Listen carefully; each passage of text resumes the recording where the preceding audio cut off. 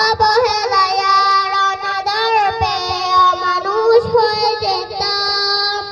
তুমি না থাকলে আদর পেতে ডাকতাম আমি কাকে, মাগো আল্লাহ।